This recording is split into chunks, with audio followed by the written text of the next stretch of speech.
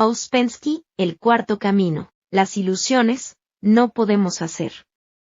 El bien y el mal. Comencemos. Muy afines a la mentira son nuestras ilusiones, las cosas con que nos engañamos, las ideas equivocadas, las convicciones equivocadas, los criterios equivocados, etc. Todos estos deben ser estudiados porque, hasta que empecemos a entender nuestras ilusiones, jamás podremos ver la verdad. En todo, primero debemos separar nuestras ilusiones de los hechos. Solo entonces será posible ver si podemos aprender realmente algo nuevo. Una de las ilusiones más importantes y más difíciles de vencer es nuestra convicción de que podemos hacer. Traten de entender lo que eso significa. Pensamos que elaboramos un plan, decidimos, iniciamos y logramos lo que queremos, pero el sistema explica que el hombre número 1, número 2 y número 3 no puede hacer nada. Simplemente le ocurre todo. Eso puede sonar extraño, particularmente ahora en que todos piensan que pueden hacer algo. Pero, poco a poco, entenderán que muchas cosas, que acostumbramos decir en general sobre el hombre, solo podrían ser ciertas sobre hombres de un nivel superior, y no se aplican a los hombres de nuestro nivel bajo. Si se dice que ese hombre puede hacer, eso estaría en lo cierto con respecto al hombre número 7 y número 6. Incluso el hombre número 5 puede hacer algo en comparación con nosotros, pero nosotros no podemos hacer nada. También podrían decir que piensan que el hombre tiene conciencia. Eso estaría correcto en relación con el hombre número 5, n grado 6 o número 7, empezando con el número 5, y si dijeran que el hombre tiene conciencia, eso sería cierto en relación con el hombre número 4, pero no en relación con el hombre número 1, número 2 y número 3. Debemos aprender a distinguir a qué categoría de hombre se refieren las cosas, porque algunas cosas están bien en relación con una categoría, pero equivocadas en relación con otras. Es importantísimo entender que el hombre no puede hacer, porque esta es la base de nuestra visión de nosotros mismos, y aunque estemos contrariados con nosotros mismos, pensamos que las demás personas pueden hacer. No podemos aceptar completa y plenamente que las cosas suceden mecánicamente y que nadie les da un empujón. Al principio, es difícil ver esto en gran escala, pero lo verá muy pronto en usted. Al estudiarse, si trata de hacer ciertas cosas que generalmente no hace, por ejemplo, si trata de recordarse, si trata de estar consciente de usted mismo, entonces, muy pronto, verá si puede hacer algo o no y en la mayoría de los casos, hallará que no puede hacerlo. Pregunta. Si no podemos hacer algo con nosotros mismos como el hombre n grados 1, número 2 o n grados 3, ¿deberemos recurrir a algún medio externo si queremos estar conscientes? Respuesta. No hay medios externos a los que podamos recurrir, porque somos mecánicos. No podemos hacer nada, pero hay diferencias en el hacer y la observación de si las mostrará. Por ejemplo, podemos mostrar alguna resistencia. Podemos tener algún deseo, alguna tendencia, pero podemos mostrar resistencia a ello y podemos seguir resistiendo todos los días. En cosas muy pequeñas tenemos alternativa, de modo que aunque no podamos hacer entre comillas, hay muchas cosas pequeñas que ahora podemos hacer. Por ejemplo, podemos tratar de estar conscientes de nosotros mismos. Ciertamente, no podemos hacerlo durante largo tiempo. ¿Pero lo intentamos o no? Esta es la cuestión. Al observar estas diferentes acciones nuestras, vemos que, como principio general, aunque el hombre n grados 1, número 2 y n grados 3 no puede hacer nada, si se interesa por algo, si empieza a querer algo más que cosas corrientes, entonces no está siempre en el mismo nivel y puede escoger momentos en los que puede empezar a hacer en un sentido muy elemental. Otro importantísimo problema que debemos considerar es la idea del bien y del mal en este sistema, porque, por lo general, los criterios de las personas son muy confusos en este tema y es necesario que usted mismo establezca cómo entenderlo. Desde el punto de vista del sistema, hay solo dos cosas que pueden compararse o verse en el hombre, la manifestación de las leyes mecánicas y la manifestación de la conciencia. Si quiere encontrar ejemplos de lo que puede llamar bien o mal, para llegar a alguna norma, verá de inmediato que lo que llamamos mal es siempre mecánico, nunca puede ser consciente, y lo que llamamos bien es siempre consciente, no puede ser mecánico. Insumirá largo tiempo ver la razón de eso, porque estas ideas de lo mecánico y lo consciente están mezcladas en nuestra mente. Nunca las describimos en el sentido correcto, de modo que este es el siguiente punto que debemos considerar y estudiar.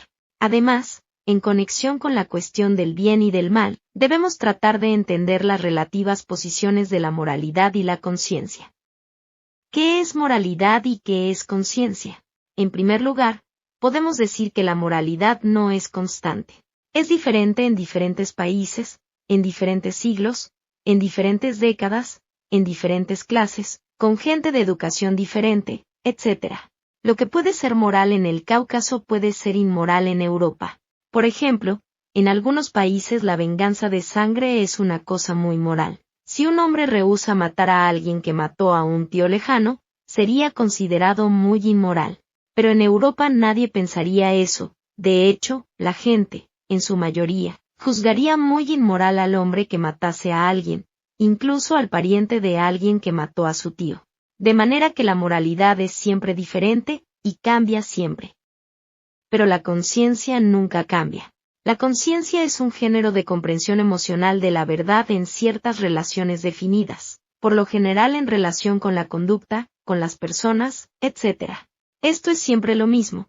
No puede cambiar ni diferir en una nación u otra, en un país u otro, en una persona u otra.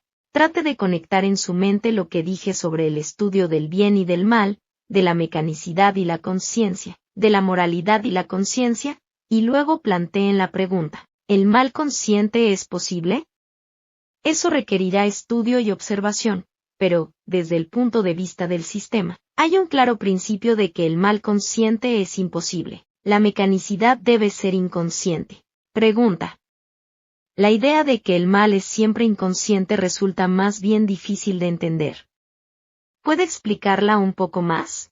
Respuesta.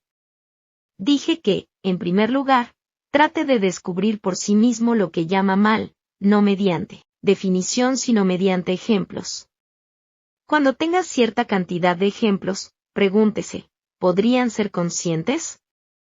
¿Las cosas malas podrían hacerse conscientemente? Después verá que solo podrían hacerse inconscientemente. Otra respuesta es que todo lo que llama mal puede suceder mecánicamente, y sucede siempre mecánicamente, de modo que no tiene necesidad de la conciencia. Dije que debemos estudiar las ideas de este sistema principalmente en conexión con la evolución del hombre, y expliqué que, por evolución, debemos entender un proceso consciente y esfuerzos conscientes, continuos y conectados. No hay evolución mecánica como a veces se entiende.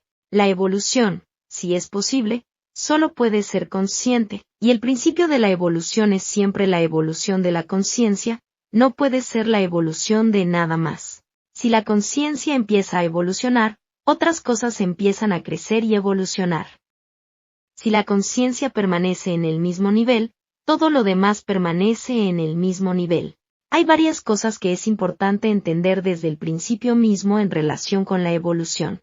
Primero, que de la grandísima cantidad de hombres número 1, número 2 y número 3, solo poquísimos pueden convertirse en número 4, número 5, número 6 y número 7, o siquiera empezar. Eso debe entenderse muy bien, porque si empezamos a pensar que todos pueden evolucionar, cesamos de entender las condiciones necesarias para el inicio de la evolución, como se las describí en el ejemplo de la prisión. Pregunta. ¿Todas las razas humanas tienen la misma posibilidad de desarrollo? Respuesta. Esa es una pregunta interesante. Me planteé esta pregunta cuando por primera vez afronté este trabajo, y me dijeron que había sido discutida en escuelas importantísimas en un periodo importantísimo, y que luego de efectuar todos los experimentos posibles a este respecto, llegaron a la conclusión de que, desde el punto de vista del desarrollo posible, no hay diferencia entre las razas blanca, amarilla, negra, cobriza y roja. En la actualidad, las razas blanca y amarilla predominan, mientras que en el pasado hacían lo propio una de las otras. Por ejemplo, la esfinge nos recuerda a un negro, no a un europeo. Pregunta. En conexión con lo que dijo sobre el bien y el mal, ¿un seguidor de este sistema puede tomar parte en la guerra? Respuesta. Esa es una cuestión suya propia. No hay prohibiciones ni condiciones externas. Pregunta. ¿Pero podría conciliar las dos cosas? Respuesta. Nuevamente, es su asunto personal. Este sistema particular deja muy libre al hombre. Este quiere crear la conciencia y la voluntad. Ni la conciencia ni la voluntad pueden crearse siguiendo ciertas restricciones externas. Uno debe ser libre. Usted debe entender que las cosas externas son las que menos importan. Las cosas internas son importantes. La guerra interna. Pregunta. Hay muchas cosas, que me parecen malas, que soy capaz de cometer. Respuesta. Usted no puede tomarse como ejemplo porque solo podría tomar ejemplos del mal que ya cometió. De modo que es mejor tomar la idea en general. Encuentre todos los ejemplos posibles. No me refiero a accidentes o errores, porque muchos delitos son accidentales, pero tome todo lo que podemos definir como mal intencional, y verá que éste no necesita conciencia, una sola acción mecánica, y todo sigue. Pregunta. Eso crea la ilusión de la alternativa. Respuesta. Esa es la máxima ilusión, la ilusión de hacer y la ilusión de la alternativa. Estas cosas pertenecen a un nivel superior. Empezando en el número 4, uno ya comienza a tener alternativa, pero los hombres número 1, número 2 y número 3 tienen poquísima alternativa. Pregunta. ¿Usted no diría que el estudio de la magia negra fuera mal consciente? Respuesta. ¿Conoce a alguien que la estudiara, con excepción de las personas que leen libros con láminas terroríficas y que se engañan? Pregunta. Si usted se impone deliberadamente el trabajo de engañar a otra persona, ¿no se trata de mal deliberado? Respuesta. Es muy probable que usted no pudiera hacer nada en su auxilio. Existiría tal presión de las circunstancias o algo así, que usted no podría obrar de otro modo. Todos estos son problemas difíciles y lleva largo tiempo acostumbrarse, porque estamos acostumbrados a pensar en el sentido equivocado.